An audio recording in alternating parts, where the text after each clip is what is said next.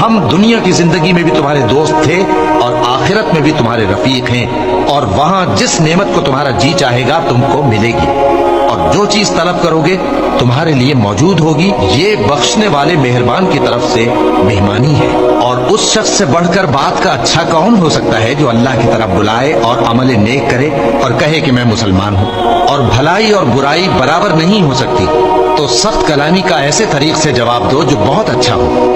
ایسا کرنے سے تم دیکھو گے کہ جس میں اور تم میں دشمنی تھی وہ تمہارا گرم جوش دوست ہے، اور یہ بات انہی لوگوں کو حاصل ہوتی ہے جو برداشت کرنے والے ہیں، اور انہی کو نصیب ہوتی ہے جو بڑے صاحب نصیب ہیں۔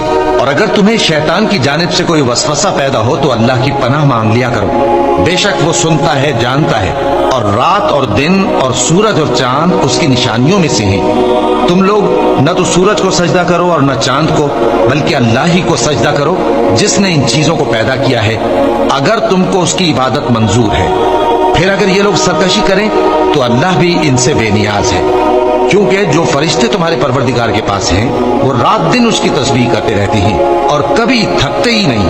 اور اے بندے، یہ اسی کی قدرت کے نمونے ہیں کہ تو زمین کو دبی ہوئی یعنی خشک دیکھتا ہے، پھر جب ہم اس پر پانی برسا دیتے ہیں تو وہ شاداب ہو جاتی اور پھولنے لگتی ہے۔ بے شک وہ جس نے زمین کو زندہ کیا وہی مردوں کو زندہ کرنے والا ہے۔